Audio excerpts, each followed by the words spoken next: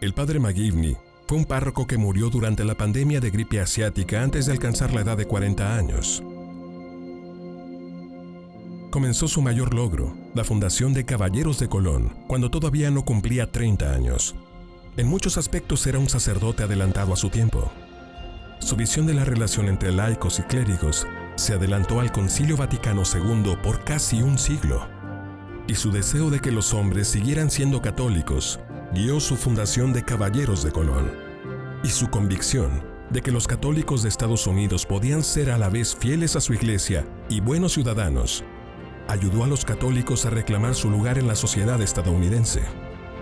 Con los años, el padre McGivney ha sido honrado con muchos títulos: párroco modelo, buen samaritano, protector de viudas y huérfanos, apóstol de la vida de la familia cristiana y, por supuesto, fundador de Caballeros de Colón.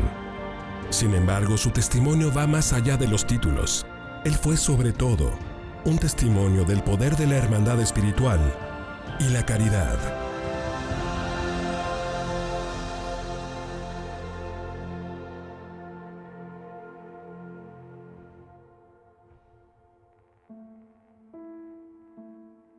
El padre y la madre del padre McGivney emigraron de Irlanda debido a la gran hambruna de la papa, pero la mayor parte de los inmigrantes irlandeses terminó en las ciudades con algún tipo de trabajo en las fábricas.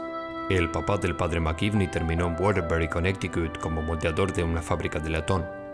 Los católicos en general y los católicos irlandeses en particular estaban en la parte más baja de la escala social.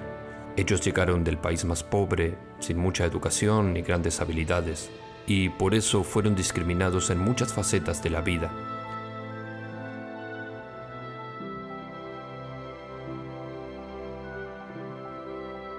En tiempos del padre McGivney había, en muchos sentidos, una gran oposición a la fe católica. Se pensaba que habría mayor fidelidad al Papa que al presidente. Quieren apoderarse de todo, son inmigrantes, son los pobres, no los queremos en nuestro patio trasero. Aunque la familia del padre McGivney era muy pobre y su destino era difícil, su fe era muy fuerte. Creo que eso no fue solo lo que generó en el padre McGivney los primeros indicios de una vocación. Fue también el comienzo de una devoción de toda la vida a la construcción de la familia. A la edad de 13 años, Michael terminó sus estudios y expresó su interés en el sacerdocio, pero su padre no se decidía. Entonces Michael tomó un trabajo en una fábrica local de cucharas. Finalmente, después de una espera de 3 años, obtuvo el permiso y dejó su casa para ir a estudiar para el sacerdocio en el seminario de Saint-Hyacinthe en Quebec. Sin embargo, una muerte trágica descarriló sus planes. Cuando el papá del padre McGivney murió, de pronto Michael McGivney tuvo que regresar del seminario y ayudar al resto de la familia. Creo que eso fue muy formativo para él. Después de ayudar a su familia a adaptarse a la vida sin quien ponía el pan en la mesa, el obispo de Hartford intervino y organizó todo para que Michael completara su camino al sacerdocio. Terminaría sus estudios en Baltimore y se convertiría en cura. Así que el padre McGivney fue enviado a Baltimore, estudió en el seminario de Santa María. El padre McGivney impresionó agradablemente a sus compañeros de clase y profesores. Era un estudiante diligente, tenía una gran fuerza de carácter, le gustaba jugar al béisbol, tenía una gran capacidad para la amistad, lo que le serviría muy bien como cura. El 22 de diciembre de 1877, Michael McGivney fue ordenado por el arzobispo James Gibbons y nombrado vicario de la iglesia de Santa María de New Haven, Connecticut. Para Michael, es un regreso a casa y también un gran reto. Bueno, la iglesia Santa María se había construido recientemente y tenía una deuda enorme. Llegó a una situación a la que la mayoría de los sacerdotes no quisieran llegar. Además, había una gran resistencia al catolicismo en esa época. Hay un artículo muy conocido del New York Times de poco después de que Santa María se abrió que se refiere a la monstruosidad de la avenida Hill House, que en medio de todas las hermosas mansiones donde vivían todos los residentes anglosajones protestantes de New Haven, ahora los inmigrantes irlandeses estaban acudiendo a su vecindario, así que los residentes no estaban contentos.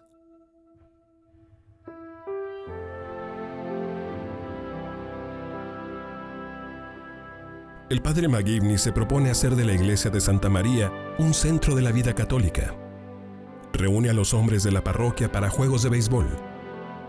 Organiza salidas para los jóvenes y hace de la iglesia el centro de la vida comunitaria para las familias. El ministerio del padre McGivney se centra en la fe de sus feligreses por vivir los dos grandes mandamientos, el amor a Dios y el amor al prójimo. Ahora bien, no se trataba de mandamientos abstractos para el padre McGivney. Tenían que ponerse en práctica. Tenían que cambiar la vida de las personas. La relevancia práctica del cristianismo era su prioridad. Todo lo que el padre McGivney hizo estaba dirigido a fortalecer la fe católica de sus feligreses. McGivney llegaba a todos, incluso los más despreciados. En un caso notable, un joven de 21 años llamado Chip Smith disparó y mató a un oficial de policía en estado de ebriedad. Se le juzgó por asesinato en primer grado en 1881 y se le condenó a la horca. El padre McGivney no era un sacerdote que simplemente se quedara en la rectoría. Era un gran evangelizador. Así se acercó a esa prisión y se hizo amigo de Chip Smith. El padre McGivney iba a la cárcel y no solo para una visita de 5 minutos, sino para visitas largas y extensas para hablar con el hombre sobre la fe en Dios, sobre el perdón, acerca de la responsabilidad y demás. Se dice que antes de su ejecución, Chip Smith fue amado incluso por los guardias. Su personalidad se transformó. Su vida se transformó. El hombre responsable de eso fue el padre McGivney. El padre McGivney entendía de forma exclusiva la situación de los inmigrantes católicos. Todavía no existían las redes modernas de seguridad social. Cuando un sostén de la familia muere, las consecuencias son catastróficas. Quiebra, pobreza y familias destrozadas. La familia Downs era una familia inmigrante irlandesa típica del siglo XIX, muy emprendedora. Se convirtieron en los católicos quizás más ricos y más socialmente prominentes en New Haven. Y entonces, como sucede a menudo, con frecuencia muere Edward Sr. Y todo cae.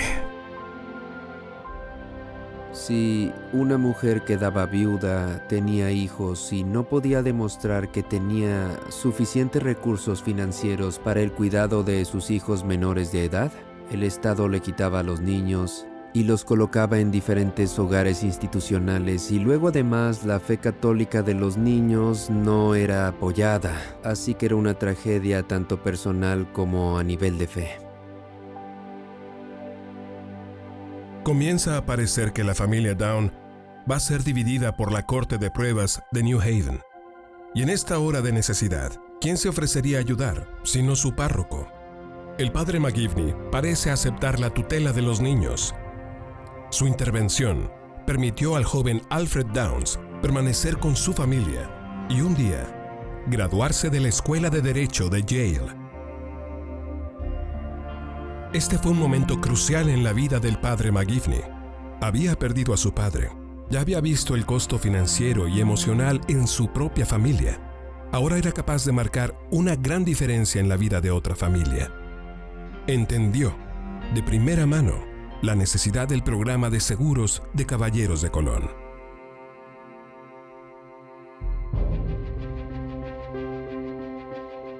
En el año de 1881, el padre McGivney reunió a 20 de hombres para una reunión en el sótano de Santa María. Compartió con ellos su visión de un mundo fraternal católico unido por los principios espirituales de la caridad y la unidad, y tomó el nombre de Colón porque era la figura católica más célebre en el momento y una que demostraría que los católicos podían ser buenos ciudadanos estadounidenses. Entonces nace Caballeros de Colón. En ese entonces Cristóbal Colón era venerado como el fundador de América. Además, Estados Unidos era una nación protestante. Colón era católico. Así que esta era una manera de confirmar su identidad estadounidense. Y eso fue parte esencial de Caballeros de Colón desde el principio. La caridad, la unidad y la fraternidad no eran abstracciones. Eran los principios que fluían de la vida del padre McGivney. Hacían eco del Evangelio y lo resumían.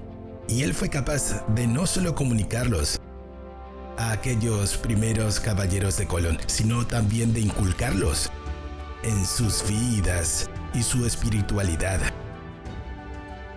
El padre McGivney tuvo varios objetivos en la fundación de Caballeros. Primero y ante todo, estaba la protección del bienestar espiritual de sus feligreses.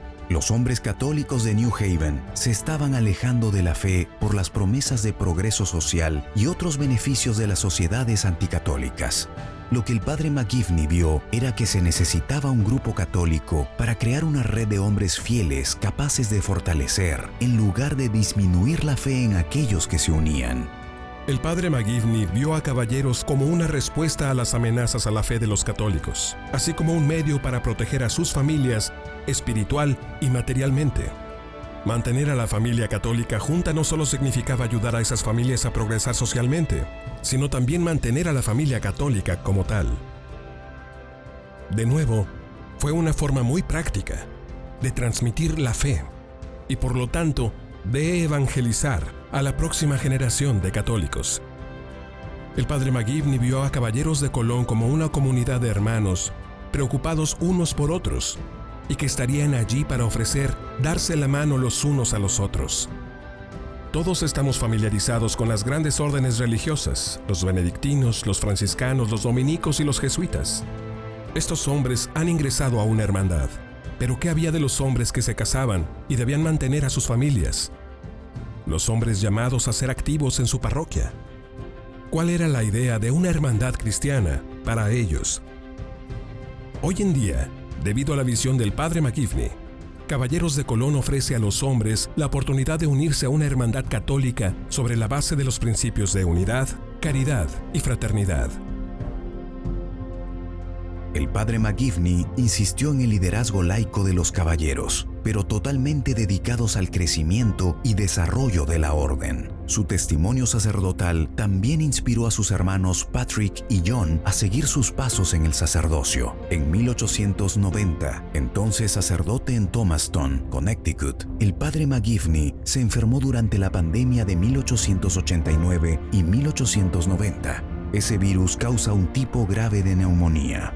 El padre Michael McGivney murió el 14 de agosto de 1890, 2 días después de su cumpleaños número 38. Entonces, en tiempos del padre McGivney, era muy común que los sacerdotes murieran muy jóvenes. Era resultado de que los sacerdotes estaban en medio de estas comunidades de inmigrantes donde las condiciones de vida eran muy difíciles, las enfermedades eran comunes y los sacerdotes tenían un exceso de trabajo increíble. San Juan Crisóstomo dijo que un mártir muere una vez, pero un pastor muere a diario por su pueblo. Y eso es especialmente cierto respecto del padre McGivney. El padre McGivney es de muchas maneras el modelo perfecto de qué y quién debe ser un párroco. Era un hombre que oraba mucho, pero no uno que se pudiera decir que se escondía tras el altar. Él estaba constantemente fuera, conviviendo con la gente y le encantaba estar con las personas. De todas las bellas expresiones del Papa Francisco, la que más me gusta es la de oler como ovejas, salir y caminar de la mano con su gente en las buenas y las malas, en los dolores, las alegrías, las lágrimas y las risas. El padre McGivney lo hizo en aquel entonces. El padre McGivney entendió la importancia de la vocación de los laicos para transformar la sociedad de acuerdo con el Evangelio. Los hombres que se unieron a él en Caballeros de Colón hicieron eco del reto de entrar a la sociedad y hacer una diferencia mediante el testimonio práctico de la caridad, la unidad y la fraternidad. San Juan Pablo II ha dicho que el sacerdote debe ser un puente entre Cristo y su pueblo. El padre McGivney fue justo ese tipo de puente. Su preocupación pastoral atrajo a muchos a la Iglesia Católica, y él ayudó a fortalecer la fe de sus feligreses en medio de los desafíos de su época. El Papa Benedicto XVI escribió que necesitamos cultivar un corazón que vea dónde se necesita amor. Tal corazón de caridad estaba en el centro de la vida del padre McGivney como párroco y como fundador de los Caballeros de Colón. We need but think of the remarkable accomplishment that exemplary American priest, the Venerable Michael McGivney, whose vision and zeal lead to the establishment of the Knights of Columbus. Was not this unity of vision and purpose, rooted in faith in the spirit of constant conversion and self-sacrifice, the secret of the impressive growth of the church in this country? Podríamos preguntar cuál es el secreto del impresionante crecimiento de Caballeros de Colón, y creo que el secreto es simple. Caballeros de Colón es una organización que transforma a los amigos en hermanos, hermanos que se preocupan y se cuidan unos a los otros. Ese fue el genio espiritual del padre McGivney. No solo predicar sobre la necesidad de la caridad y de la unidad, sino también ayudarnos a ver a nuestro vecino necesitado como un verdadero hermano o hermana, de modo que nuestra caridad se convierta en una obra de caridad fraterna y nuestra unidad se convierta en una unidad fraterna. Oggi i Cavalieri di Colombo proseguono la loro opera di carità evangelica e fraternità in vari settori. In questo modo il vostro ordine si dimostrò fedele all'ideale del fondatore, il venerabile Michael McGivney, il quale fu ispirato dai principi della carità cristiana e della fraternità ad assistere i più bisognosi.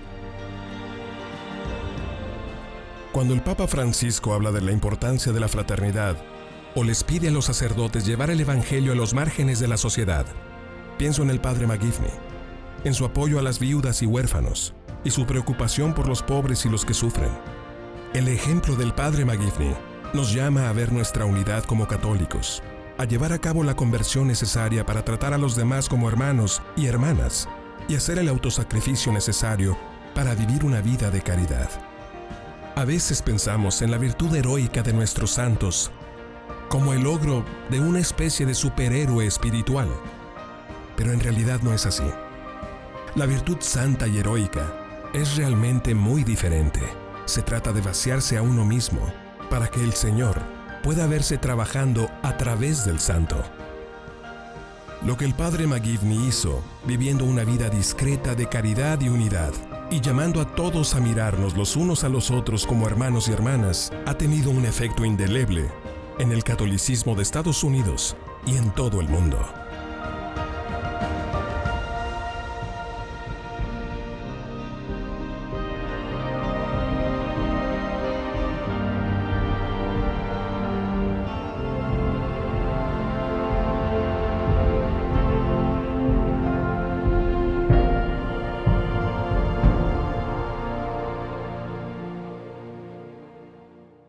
Michael, ¿nos cantarás una canción?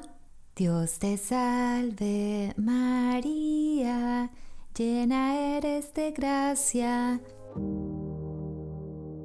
Dios escribe las mejores historias y no nos dimos cuenta de lo que estaba haciendo en nuestras vidas o de lo que estaba haciendo en el mundo cuando todo esto estaba pasando. Solo mirando hacia atrás, vimos todas esas cosas que se alinearon para llevarnos a este día. Y nos quedamos con la boca abierta. Michael, siempre ha sido un milagro para nosotros Ya sabes, siempre hemos dicho que es un milagro y hay una parte de ti que no se da cuenta de lo grande del milagro. Se puede decir que Dios es realmente un participante en su familia, no es un pasatiempo. En realidad, Él es una persona que vive en su casa con ellos. Ingresé a Caballeros en 2005 y decidí que iba a buscar ser agente de seguros de Caballeros de Colón después de leer la vida del padre McGivney, porque realmente sentía que al entrar en este negocio tenía que ser apóstol del padre McGivney, unirme a su misión y ver lo importante que era ocuparnos de las familias católicas. Fue entonces cuando nuestra familia comenzó a desarrollar una devoción al padre McGivney. Era el 31 de diciembre cuando vimos la ecografía que reveló el síndrome de Down. No teníamos ningún problema con el síndrome de Down. De hecho, le dije a Michelle, qué bendición para nuestros hijos poder crecer en torno a alguien así. Nos dijeron que probablemente tendríamos que hacer algunas pruebas adicionales. Nos llevaron a una habitación pequeña, pusieron el ultrasonido en la pantalla y nos mostraron cómo su cuerpo parecía estar completamente lleno de líquido como un pequeño globo. Dijeron, bueno, esto va a ser mortal, tiene un diagnóstico de hidropesía fetal. Tienen básicamente dos opciones. Una de ellas sería dar fin al embarazo ahora o esperar a que se muera por su cuenta y luego inducir a un parto para expulsar al bebé muerto. El día que me dieron una probabilidad 0 de que el bebé sobreviviría, me arrodillé y le dije a Dios, si dejas que se muera, te seguiré amando, Señor. Pero me tomará un tiempo perdonarte, pero prometo que te seguiré amando. Sentí una agonía como la de Jesús en Getsemaní. Dije, Padre McGivney, si oras por él, cambiaremos su nombre y le pondremos el tuyo. Cada año, Caballeros de Colón organiza un viaje incentivo para sus agentes. Así, en enero de 2014, se anunció que seríamos parte de una peregrinación a Fátima. Me dijeron que estuvieron allí orando por la salud de su bebé y que probablemente requeriría un milagro, así que la oración, especialmente al padre Michael J. McGivney, tenía mucho sentido para mí. Daniel y yo les pedimos a nuestros amigos cercanos orar por la intercesión del padre McGivney. En el día que estuviéramos en Fátima, solo seguía pensando, Señor, permite que este bebé sea el milagro. Si es el milagro del padre McGivney, entonces vivirá. La lectura del día realmente nos llegó.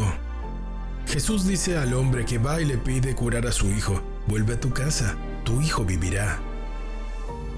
Recuerdo haber mirado a Michelle con la boca abierta, ya sabes, pensando, vaya, qué poderoso es eso.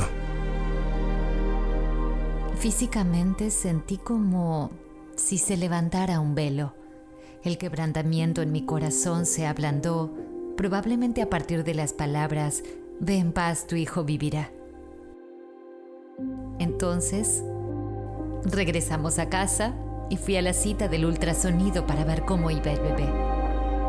Ella entró, vio el ultrasonido y todo se veía como un bebé normal con síndrome de Down. Y fue entonces cuando la doctora se dio cuenta y tuvo que revisar las listas y dijo, oh, ahora sé quiénes son.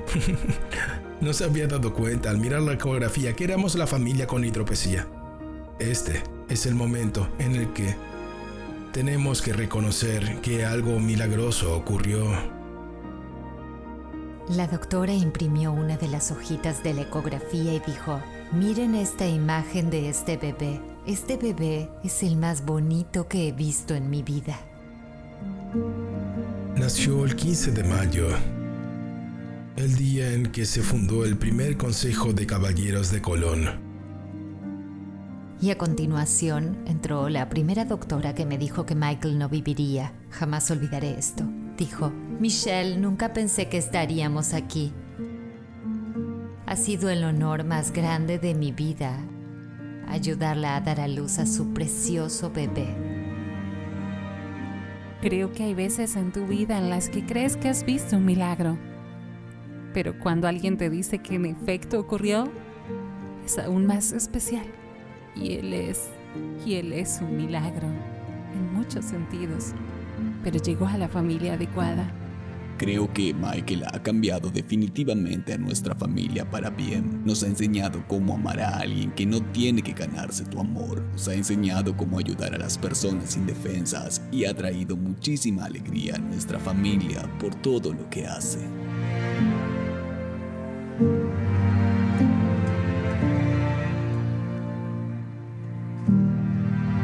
Solo bajé las escaleras un día y todos estaban gritando, ¡Hey, se aprobó! Me impresiona tanto que el Papa lo haya aprobado, que Dios haya usado a nuestra familia de esta manera. No puedo ni siquiera comprender a cuánta gente esto podría conmover y ayudar, ¿sabes? Y es realmente sorprendente. Si hay un niño al que el padre McGivney querría ayudar, es este. Mira, él es el más pequeño de 3 hermanos. El padre McGivney era el más grande de 3 hermanos. Caballeros de Colón está muy profundamente involucrado en el movimiento de las personas con necesidades especiales. Él es uno de los niños más amorosos que he visto en mi vida. Tiene una verdadera alegría. Hace que todos se sientan amados. Dios escribió esta historia. Dios elige los milagros. Dios elige a quien se beatifica. Él elige a quien se canoniza. Él quiere que el padre McGivney sea honrado. Y así será.